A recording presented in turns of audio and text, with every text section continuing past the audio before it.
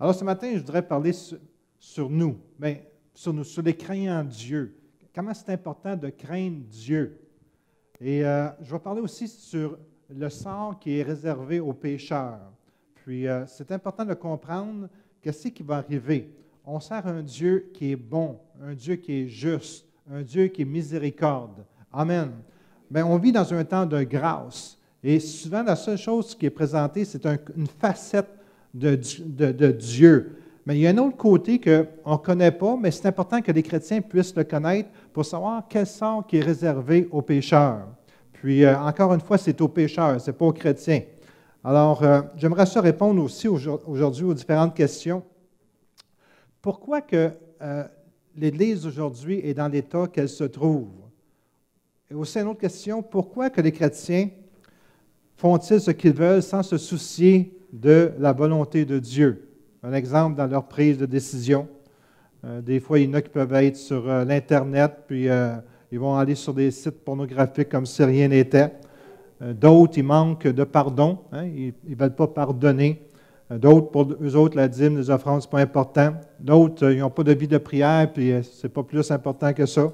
Il y en a qui ne lisent pas leur Bible aussi, ou manquent des réunions, ce n'est pas important. Aussi, pourquoi les chrétiens ne vivent-ils pas une vie chrétienne victorieuse? Alors, j'aimerais qu'on puisse parler de ça aujourd'hui. Dans Actes 9-31, ça nous parle comment que l'Église était en santé. Et il y a deux raisons pourquoi que l'Église était en santé. Je veux vous les donner. On va en parler de une ce matin. Je n'aurai pas de temps, j'imagine, de terminer mon message. Possiblement, ça va aller à la semaine prochaine.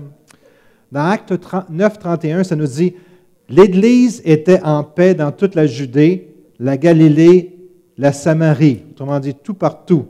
Elle s'édifiait, marchait dans la crainte du Seigneur et progressait par l'assistance du Saint-Esprit. Alors, il y a deux choses ici qui rendent l'Église ou les chrétiens victorieux. La première, c'est la crainte de Dieu. Et le deuxième, c'est l'assistance du Saint-Esprit. Et c'est important que ces deux choses-là puissent faire partie de notre vie. Puis aussi, c'est important de connaître, si tu veux, le sort qui va être réservé à ceux qui ne se sont pas convertis, qui ne marchent pas avec le Seigneur. Alors, comment on peut répondre à ces questions? Mais la réponse, c'est que les chrétiens d'aujourd'hui ont perdu la crainte de Dieu. Et ils ne demandent pas au Saint-Esprit de les assister. La crainte de Dieu ne fait plus partie de notre, je ne dirais pas patrimoine, mais de notre concept religieux. La crainte de Dieu. Parce qu'on vit dans un monde aujourd'hui où les gens disent, si ça me tente de le faire, je vais le faire, puis il n'y a personne qui va m'empêcher de le faire. C'est-tu vrai? Le monde parle comme ça. C'est la mentalité du monde. Ils ont enlevé Dieu des écoles, ils ont enlevé Dieu de tout ce que le gouvernement peut faire. Il n'est pas au gouvernement, il est nulle part. On veut même enlever les crucifix au Québec dans la chose nationale. Puis c'est comme, on veut se débarrasser de lui, de Dieu, pour faire qu'est-ce que ça nous tente de faire. Et souvent, il y a des chrétiens qui sont affectés par cette infection. La crainte de Dieu n'existe plus dans l'Église. Si l'Église primitive avait du succès, c'est parce qu'il y avait une crainte de Dieu dans la vie des croyants. Et ça devrait faire partie intégrale de notre vie, d'avoir la crainte de Dieu. Il y a des gens qui disent, ouais, ben, la crainte de Dieu, c'est une révérence à Dieu. Oui, c'est ça. On va voir tout à l'heure, c'est quoi la crainte de Dieu. C'est pas d'avoir peur de Dieu. Jusqu'à un certain point, oui, on doit avoir peur de Dieu. Parce que c'est comme, présentement, on vit dans un temps de grâce. N'oubliez pas, après le temps de grâce, il va y avoir d'autres choses. Le temps de grâce, c'est pour un temps, pour une saison. Après le temps de grâce, il va y avoir une autre chose qui va arriver. Le jugement de Dieu va être là. Puis jusqu'à un certain point, on va voir, puis des fois, c'est difficile à comprendre que Dieu va punir les méchants. Puis même, il a hâte de punir les méchants. Parce que Dieu, c'est un Dieu vengeur. C'est un Dieu qui ne peut pas endurer le mal. Il ne peut pas endurer le péché. il ne peut pas l'endurer. Il tolère présentement parce que c'est un temps de grâce. Puis il faut comprendre que c'est un temps de grâce dans lequel ceux qui ne connaissent pas Dieu peuvent entrer dans le royaume de Dieu. C'est ça la grâce. La grâce, ce n'est pas de faire ce que ça te tente de faire quand tu veux, où tu veux, etc. Ce n'est pas ça la grâce. Puis on ne comprend pas souvent la grâce. Puis il faut faire attention. Mike, c'est bon jusqu'à maintenant. Léonard de Vinci, il a écrit « Le courage met la vie en danger. La peur la protège. » Je répète, le courage, tu es courageux, tu mets ta vie en danger, mais la peur le protège. Puis la peur protège les chrétiens. La témérité, c'est une forme de courage.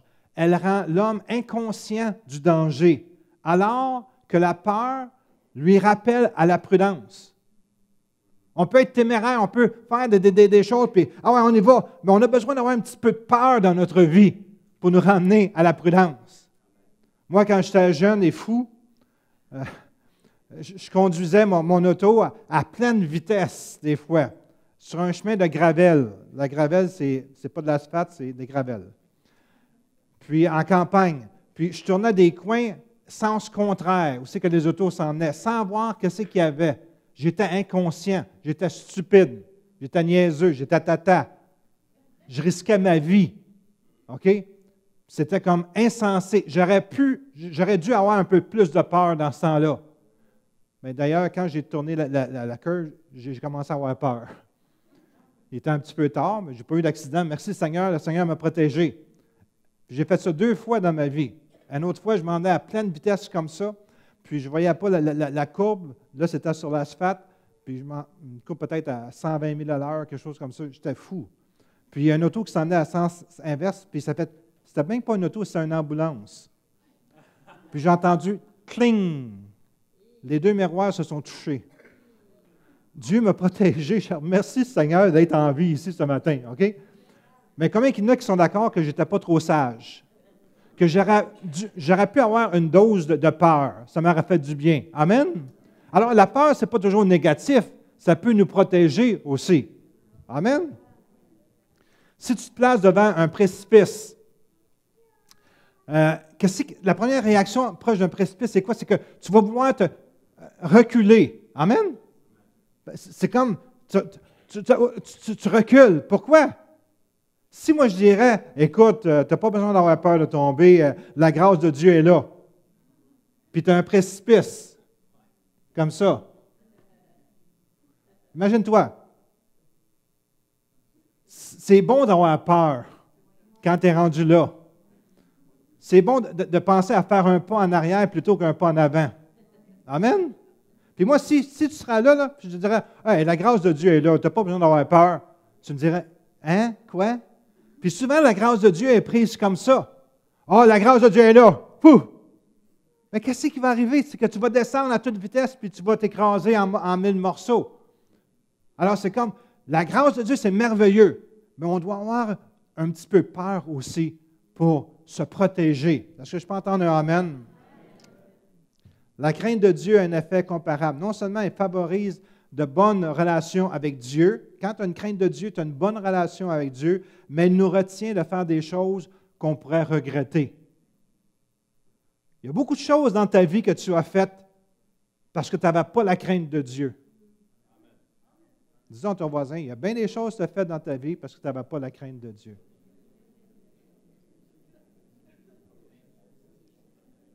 Commencez pas à pleurer, là, c'est pas ça.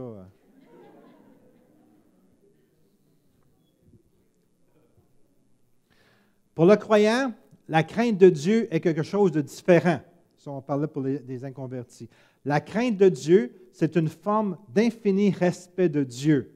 Hébreux 12, 28, 29 nous décrit cela. C'est pourquoi, pour le croyant, recevant un royaume inébranlable, montrons notre reconnaissance en rendant à Dieu un culte qui lui soit agréable, avec piété et avec crainte. Car notre Dieu est aussi un feu dévorant. Je le redis. C'est pourquoi, recevant un royaume inébranlable, on a reçu un royaume inébranlable. Montrons notre reconnaissance. On doit Dis merci Seigneur, en rendant à Dieu un culte qui lui soit agréable. Merci Seigneur, un culte agréable, avec piété et avec crainte. Dans l'Église, on devrait avoir la crainte de Dieu. Dans notre vie, on doit avoir la crainte de Dieu. À chaque instant de notre vie, on doit avoir la crainte de Dieu, car notre Dieu est aussi un Dieu dévorant. Il y a la grâce, mais tout à l'heure, ça va être le Dieu dévorant. On n'est pas rendu là. On est dans un temps de grâce. Mais c'est important que tu le réalises, que c'est un temps de miséricorde, un temps de patience de la part de Dieu. Mais sa patience a des limites, a une limite. Ce respect, cette crainte infinie correspondent exactement à ce que l'expression « la crainte de Dieu » signifie pour les chrétiens. Un chrétien est premièrement un craignant Dieu. C'est un terme qui était employé dans l'Ancien Testament. Les gens craignaient Dieu. Aujourd'hui, tu vas à l'école, les gens ne craignent même plus le professeur. Ils l'envoient promener. Ils disent des grossièretés. Ils font qu'est-ce qu'ils veulent. Dieu, ce n'est pas un professeur. Même le maire de Montréal, on dit toutes sortes de choses sur lui, puis on se moque de lui. Le respect, la crainte ne fait pas partie de notre génération, de notre civilisation. On fait qu'est-ce qu'on veut, quand qu'on veut, où qu'on veut et comment qu'on veut. C'est notre société aujourd'hui. Bien, je vous en supplie, sortez de cette caserne, cette infamie, parce que Dieu, on ne se moque pas de lui. Dieu, il n'est pas la même chose que des êtres humains.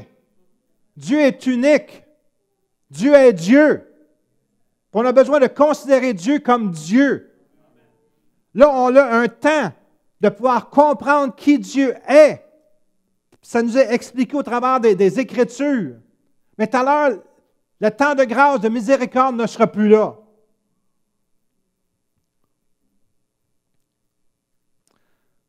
C'est quelque chose qui devrait nous motiver à se donner entièrement au Créateur de notre univers. Proverbe 1, 7 nous dit, « La crainte de Dieu, c'est le commencement de la connaissance, la sagesse et l'instruction. » Dans la Nouvelle Bible seconde, « Voici ce que les imbéciles méprisent. » Hey, c'est la Bible qui dit ça, dans la dernière version de Louis II. « La crainte de Dieu, du Seigneur, est le commencement de la connaissance, la sagesse et l'instruction. Voici ou voilà ce que les imbéciles méprisent. » Ça nous dit que quand tu méprises, quand tu n'as pas la crainte de Dieu, tu es un imbécile devant Dieu. C'est une partie importante de ta vie d'avoir la crainte de Dieu. Parce que sans la crainte de Dieu, tu vas faire qu'est-ce que tu veux. Puis c'est toi qui es le boss. Pourquoi que les gens boivent comme des trous? Ils n'ont pas la crainte de Dieu. Pourquoi qu'ils donnent leur corps comme qu'ils veulent? Ils n'ont pas la crainte de Dieu. Pourquoi qu'ils font tout ce qu'ils veulent comme si rien n'était? Parce que la crainte de Dieu n'est pas là. La vraie sagesse vient de la compréhension de la personne de Dieu, de sa sainteté, de sa justice. Tu vas avoir la sagesse dans ta vie. Tu dois apprendre qui Dieu est. Dieu est saint. Dieu est juste. Dieu est grand. Dieu est puissant. Dieu est le Créateur. Dieu, ce n'est pas un être humain comme moi et toi. Dieu est à part, c'est lui qui nous a créés. C'est lui qui donne les ordres. C'est lui qui nous dit quoi faire. Comme un enfant de Dieu, tu n'as pas le choix de décider qu'est-ce que tu dois faire. Ce n'est plus moi qui vis, c'est Christ qui vit en moi. Est-ce que Christ vit en toi? S'il ne vit pas, fais ce que tu veux en toi. S'il ne vit pas en toi, mène la vie que tu veux, prends les décisions que tu veux. Ce n'est pas grave. Mais ce n'est pas grave. C'est très grave. Deutéronomie 10, 12, 20, 21 nous dit, « Maintenant, Israël, que demande de toi ton Dieu, l'Éternel, si ce n'est que tu craignes l'Éternel, ton Dieu, afin de marcher dans toutes ses voies, d'aimer et de servir l'Éternel, ton Dieu, de tout ton cœur et de toute ton âme. Tu craindras l'Éternel, ton Dieu, tu le serviras, tu t'attacheras à lui et tu jureras par son nom. Il est ta gloire, il est ton Dieu. C'est lui qui a fait au milieu de toi ces choses grandes et terribles que tes yeux ont vues.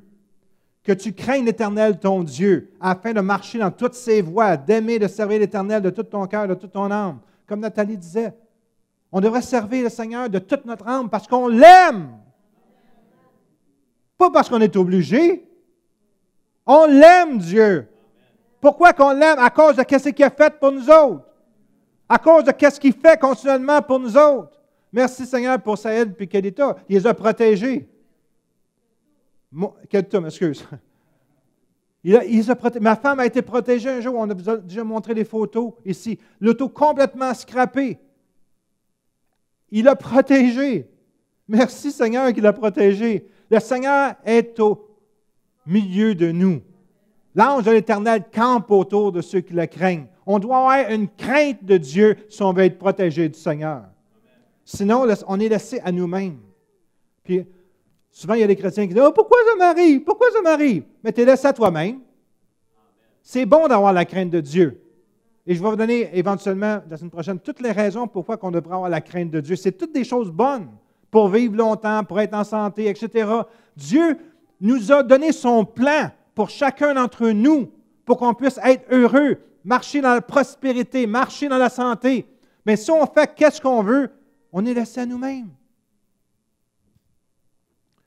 Pour un non-croyant, avoir la crainte de Dieu signifie avoir peur du jugement de Dieu et de la mort définitive, qui est une séparation éternelle avec Dieu. Hébreux 10, 31, c'est une chose terrible que de tomber entre les mains du Dieu vivant. Là, présentement, on vit un rêve, si tu veux. L'amour de Dieu est là. La présence du Père est là. Dieu est là au milieu de nous autres. Merci, Seigneur, pour ta présence. On vit un temps de grâce. Mais il ne faut pas oublier que Dieu, c'est terrible de tomber entre ses mains.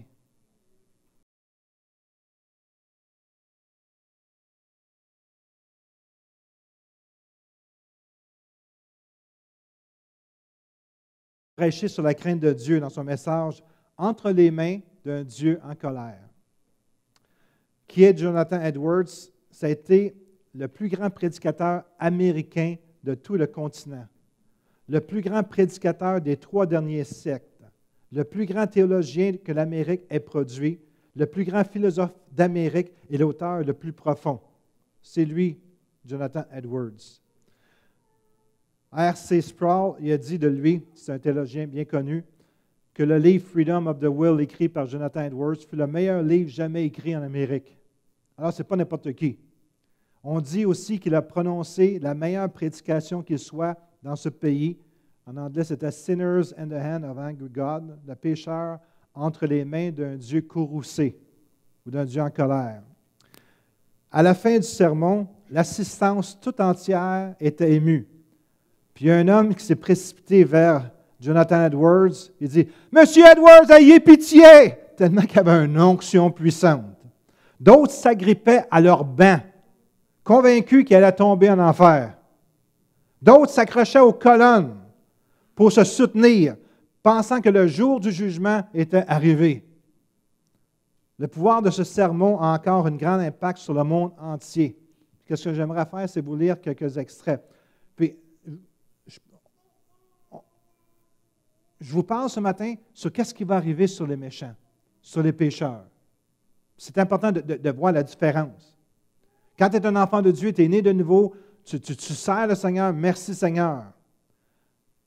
Ça s'adresse aux pécheurs et non aux chrétiens qui aiment et qui servent Dieu de tout leur cœur, de toute leur âme. Aux pécheurs, pour saisir la crainte de Dieu, il est important pour nous autres de connaître le sort réservé aux pécheurs. C'est important que toi, tu saches que nous, on est sous la grâce, on est sauvés par grâce quand on sert le Seigneur. Bien, il y a d'autres gens qui ne connaissent pas Dieu. Et qu'est-ce qui va arriver à ces gens-là? Je pense que c'est important qu'on puisse le savoir pour développer une certaine crainte de Dieu dans notre cœur. On parle souvent de la grâce, mais il ne faut pas oublier qu'un jour, la colère de Dieu va se manifester dans tous les pécheurs. Puis il y a des gens peut-être que tu connais, ta famille, tes enfants, ton mononcle, ma tante, qui ne connaissent pas Dieu. Puis à moins que toi, tu leur parles, ils ne connaîtront jamais Dieu. Et c'est exactement là qu'ils vont se retrouver. La grâce possède une des places les plus importantes dans la théologie chrétienne. Mais elle doit être accompagnée par la crainte de Dieu. Sinon, elle va faire plus de tort que de bien. Alors voici un extrait du message de Jonathan Edwards, « Entre les mains d'un Dieu en colère ». Il a pris le passage de Deutéronome 32, 25. Je vais juste avoir le temps de lire ce. Après ça, on va arrêter. Deutéronome 32, 35 nous dit « À moi la vengeance et la rétribution. Quand leur pied chancellera, le jour de leur malheur est proche, et ce qui les attend ne tardera pas. » Ce verset menace les Israélites incrédules de manifestation de la vengeance divine. Il appartient au peuple visible de Dieu et bénéficiait des moyens de la grâce. Or, en dépit de toutes les œuvres merveilleuses de Dieu à leur égard, ils demeuraient dépourvus de sens. Il n'y avait point en eux d'intelligence. Ça, c'est toujours dans le message de Jonathan Edwards. Malgré tout le soin céleste dont ils faisaient l'objet, ils produisaient un fruit amer et empoisonné. La chute guette à tout moment celui qui se place sur un chemin glissant. J'ai déjà eu un rêve. Puis je voyais des gens qui glissaient. J'ai vu ça, qui glissaient en enfer. Est-ce que vous avez déjà marché sur la vase mouillée? Hein? Ça glisse. Mais imagine-toi que tu es en train de descendre, puis c'est de la glaise mouillée. Puis tu essaies de te pogner, puis il n'y a rien que tu peux te pogner après. Tout un feeling, ça, hein? C'est un peu ça que ça me faisait penser. Malgré tout le soin dont il faisait, il produisait un fruit amer. La chute guette à tout moment celui qui se place sur un terrain glissant. La même idée ressort d'un autre message. Oui, tu les places sur des voies glissantes, tu les fais tomber et les mets en ruine. Et quoi, à un instant, les voilà détruits. Ils sont enlevés, exterminés pour une fin soudaine. L'homme qui marche sur une voie glissante ne peut prédire s'il sera tombé ou encore debout le moment suivant. Lorsque la chute survient, elle est soudaine et sans avertissement. Nul besoin qu'un autre te précipite à terre. Son propre poids suffit à faire tomber celui qui se tient ou marche dans un lieu glissant. Des fois, je pense au poids du péché. Hein? Il n'est pas encore tombé ou ne tombe pas à l'instant présent uniquement parce que l'heure fixée par Dieu n'est pas encore survenue. Il va y avoir une heure qui a été prévue par Dieu, que Dieu seul connaît. Il est en effet parlé du jour de leur malheur. Il existe un moment désigné par Dieu où leur pied chancellera. Et alors ils seront abandonnés à une chute provoquée par leur propre poids. Dieu ne les soutiendra pas une seconde de plus, mais il les laissera à leur propre sort.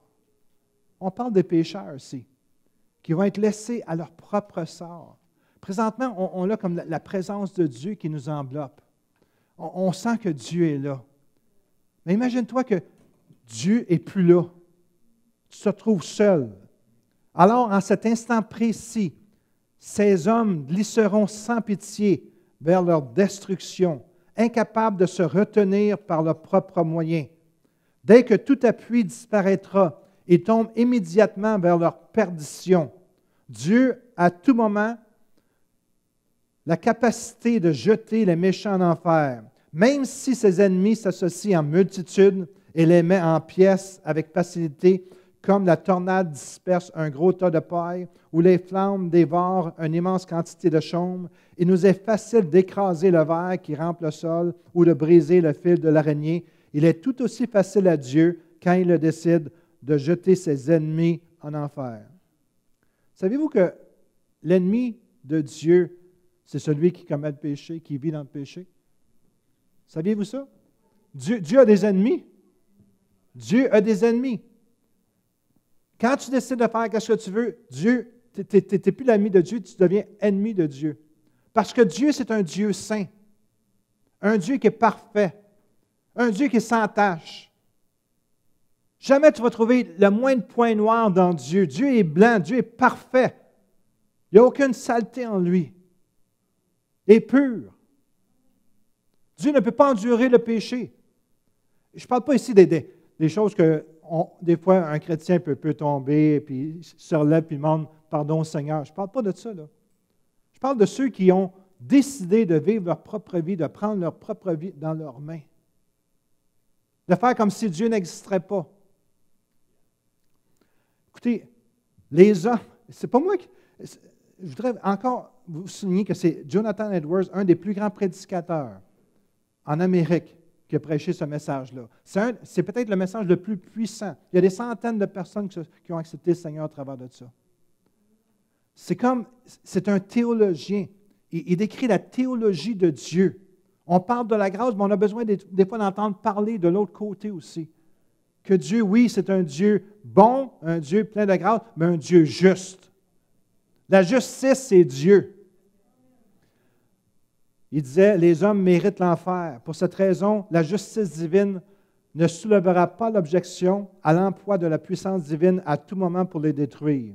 Bien au contraire, cette justice divine exige avec instance la rétribution de leurs péchés par un châtiment infini. Ceux qui vivent dans le péché ont une récompense qui les attend. Une récompense. Ils ont une punition. Voyant l'arbre qui produit des fruits de la race de Sodome, elle dit, « Coupe-le, pourquoi occupe-t-il la terre injustement?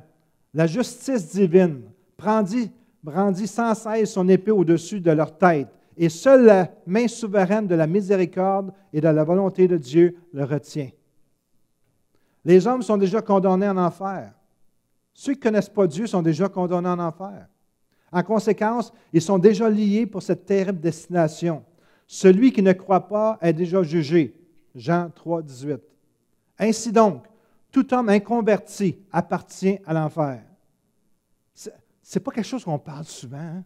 Ce n'est pas quelque chose qu'on veut entendre des fois aussi. Qu'on veut réaliser plutôt. Que ceux qui ne connaissent pas Jésus sont condamnés à aller en enfer pour l'éternité. Mais c'est une réalité. Nous, on connaît le Seigneur. Merci Seigneur qu'on le connaît parce qu'on s'en va avec lui pour l'éternité. Mais c'est vous qu'il y a plus de monde qui ne connaissent pas le Seigneur qu'il y en a qui le connaissent. Est-ce qu'on est pour ignorer ces gens-là? Ainsi donc, tout homme inconverti appartient à l'enfer. Et bien de là. Vous êtes d'en bas, Jean 8, 23. Et c'est là sa destination, assignée par la justice de Dieu, par sa parole et par la sentence de son immuable loi. Le diable les guette. Il est prêt à s'abattre sur eux et s'en saisir dès l'instant où Dieu le lui permettra. Ils lui appartiennent. Il a leur âme en possession et les tient sous sa domination.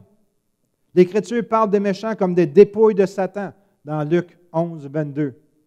Les démons veillent sans cesse aux côtés des pécheurs, aux aguets comme des lions dévorants et affamés, actuellement retenus, mais qui s'attendent à déchirer leur proie.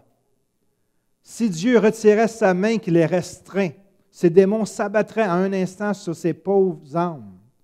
Le vieux serpent dédain les guette, l'enfer ouvre sa bouche, béante pour les recevoir. Si Dieu le permettait, ses ennemis seraient rapidement avalés et perdus. C'est une réalité spirituelle présente. C'est ça qui se passe présentement. On est dans un temps de grâce, puis le diable ne peut rien faire parce que Dieu l'empêche de le faire. Les hommes n'ont pas de sécurité. Ils sont en danger même quand rien ne l'indique. Sa santé n'offre pas de sécurité à l'homme. Il court un terrible danger, même s'il ne voit pas comment il pourrait soudainement quitter ce monde ou s'il ne perçoit pas de danger visible dans ces circonstances. L'expérience continuelle et multiple des siècles montre que l'homme n'a aucun gage d'assurance de ne pas être à la porte même de l'éternité et d'être soudain propulsé dans un autre monde. Les manières imprévisibles et inattendues par lesquelles les hommes quittent ce monde sont innombrables et inconcevables. Les inconvertis marchent au-dessus de la bouche même de l'enfer. Wow! Les inconvertis marchent au-dessus de la bouche de l'enfer. Une plaque pourrie recouvre cet abîme, si faible en tant d'endroit qu'elle soutient à peine leur poids. Ceux qui ne connaissent pas le Seigneur, ils marchent sur le dessus de l'enfer, sur des planches de bois, mais sont tellement faibles qu'ils peuvent renfoncer en n'importe quel temps. Écoutez, c'est la réalité, il y a des gens tout autour de nous, hein? des gens qui ne connaissent pas le Seigneur. Puis, lui, il est mort, lui, il est mort. Bang, ils sont rentrés.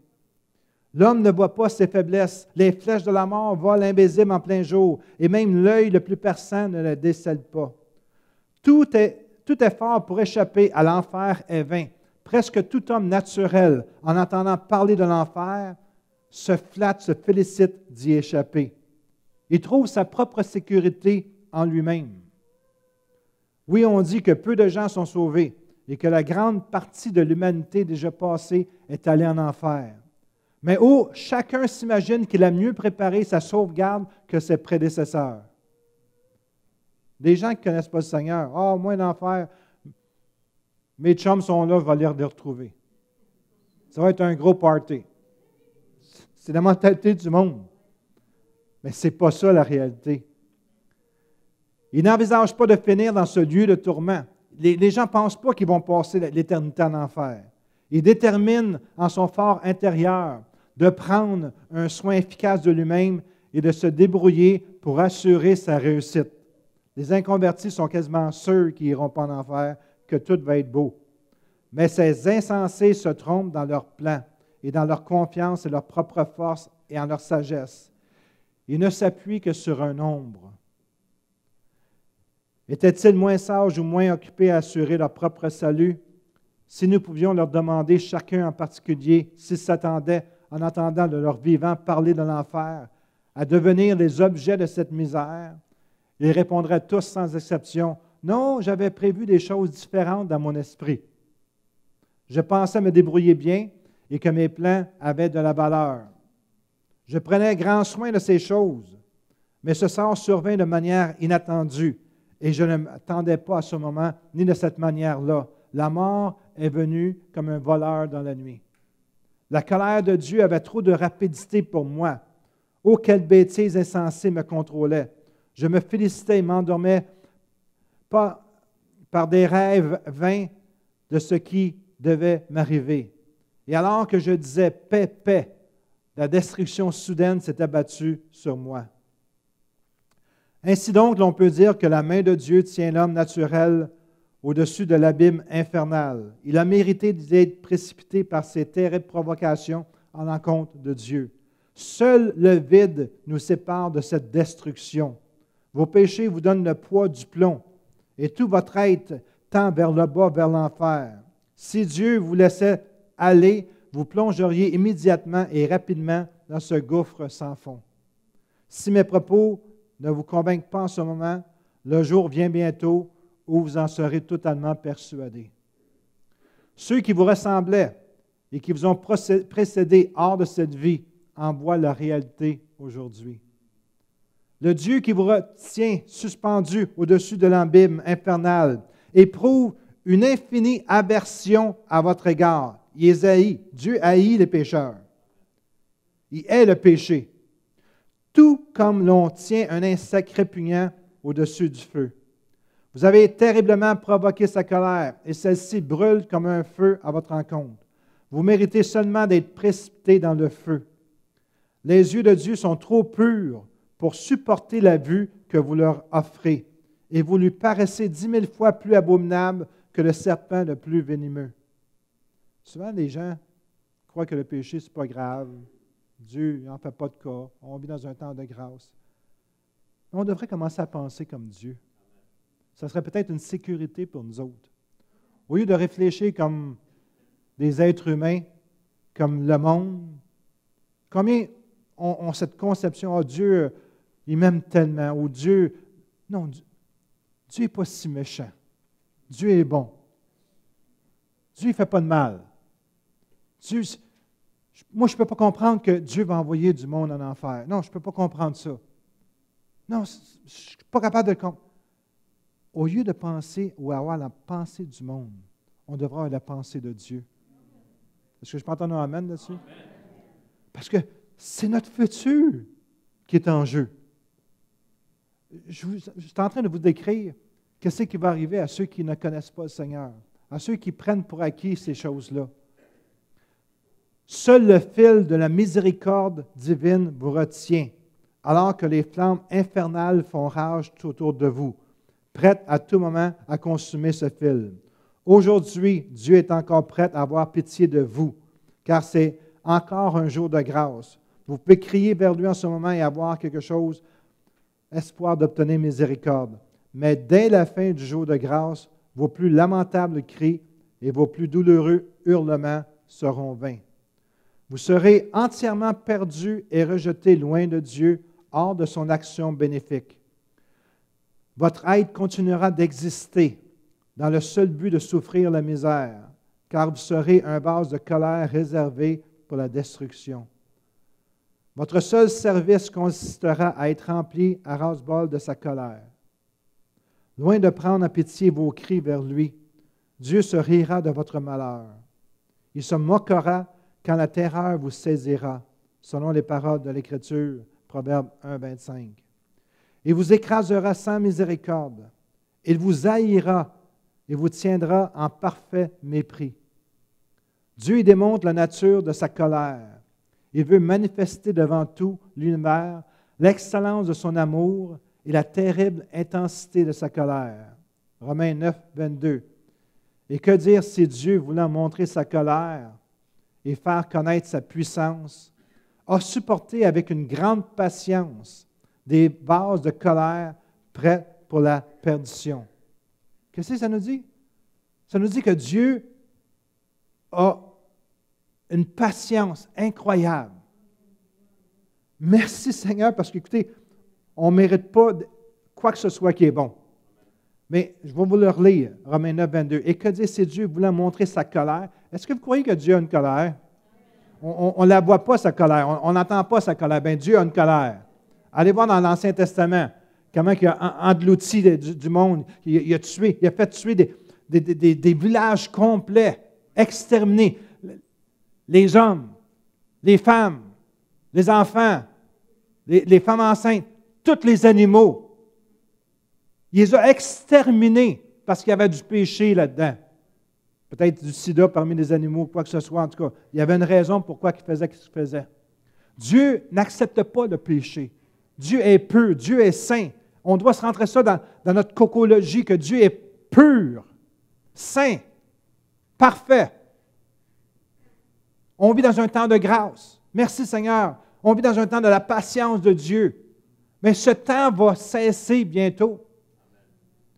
Et que dire si Dieu voulant montrer sa colère et faire connaître sa puissance, a supporté avec une grande patience des vases de colère prêtes pour la perdition.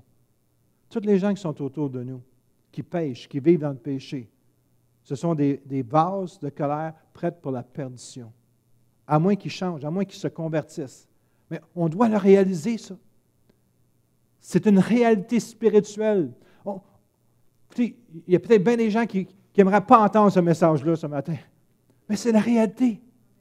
C'est ça la vérité. Arrêtons de vivre comme l'autruche, la tête dans le sable. Je ne prêcherai pas ça à tous les dimanches, faites-vous-en pas. Ce n'est pas un message que j'aime même prêcher.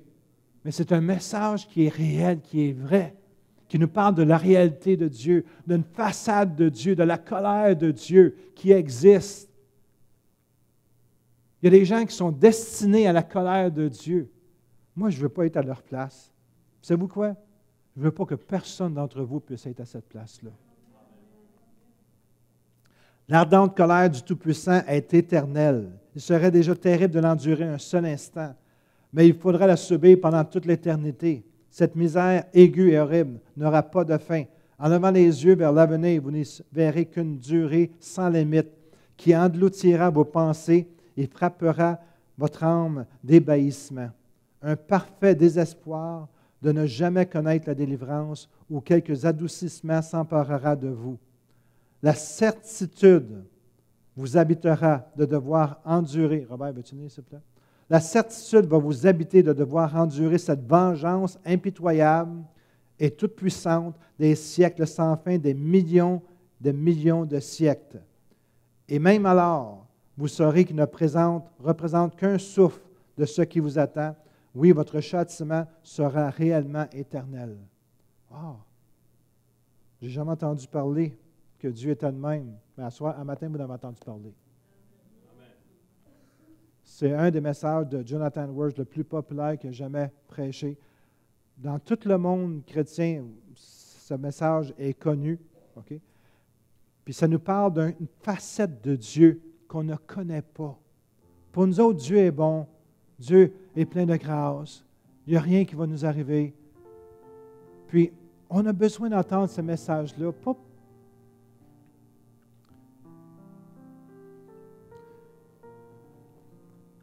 pour faire peur. Ce n'est pas le but. Quoique la peur, des fois, nous empêche de tomber dans le précipice. Ça fait partie d'un des éléments. Mais, savez-vous, moi, je sers Dieu parce que je l'aime de tout mon cœur. Pas à cause de la peur que j'ai. Oui, je ne veux pas aller en enfer. Combien il y en a qui veulent aller en enfer? Levez la main, s'il vous plaît. Combien il y en a qui veulent brûler pour l'éternité? Hey, il n'y a personne, c'est merveilleux. Hein? On est à la bonne place. Mais savez-vous, c'est le sort de ceux qui ne connaissent pas Dieu. C'est le sort destiné aux pécheurs. C'est une réalité. Moi, j'aimerais ça que Dieu sera bon, puis qu'il pardonne tout, éternellement, qu'il n'y aura plus de problème, que ceux que je connais, ils viendront tous avec moi au ciel. Mais c'est du fantasme. Ce n'est pas réel. La réalité, c'est ce que je viens de vous lire. Comme nous, enfants de Dieu, qui sommes nés de nouveau, qui vivons pour le Seigneur, qui le servons, on va être avec lui pour l'éternité. Wow! Merveilleux. Moi, je vais voir un Dieu. Je vais le rencontrer un jour. C'est un Dieu glorieux. Un Dieu que quand tu es dans sa présence, en m'en venant ce matin, je réfléchissais sur quelque chose. Savez-vous qu'au ciel, il n'y a rien de négatif? Savez-vous qu'au ciel, les chrétiens qui se retrouvent là, il n'y en a pas un qui parle contre l'autre? Savez-vous qu'au ciel, il n'y a plus de problème? Savez-vous au ciel, c'est pas que tu en veux à lui, tu en veux à l'autre. Il n'y a plus de ça. C'est juste du positif. Tu n'es plus capable de mal penser de quelqu'un parce que c'est pur. Le ciel est pur. Alors quand que je dis au Seigneur, Seigneur, j'aimerais ça que lui soit là. Seigneur, il nous répond, mais je ne peux pas accepter la saleté. Je ne peux pas accepter l'impureté. Il faut que chaque personne puisse avoir été lavée par le sang de l'agneau. Parce qu'au ciel, tout est pur. Il n'y a rien d'impur. Wow! Des fois, on se façonne le personnage de Dieu. On se façonne comment que Dieu devrait opérer. On se façonne. Écoutez, c'est pas ça, Dieu. Dieu, c'est Dieu. Ce n'est pas le fruit de ton imagination que tu aimerais qu'il soit. Dieu est Dieu. Dieu est à part. Dieu est unique. Dieu ne peut pas empêcher que le péché ou la saleté ou l'impureté s'approche de lui parce qu'elle ne s'est jamais approchée. Dieu, c'est un Dieu dévorant qui purifie tout ce qui s'approche de lui. Parce qu'il n'y a rien d'impur en Dieu. Peut-être c'est une nouvelle facette que vous avez découverte ce matin qui vous fait découvrir une partie de Dieu que vous n'avez jamais imaginée. Mais laissez-moi vous dire que un jour, vous allez trouver cette réalité de qui Dieu est.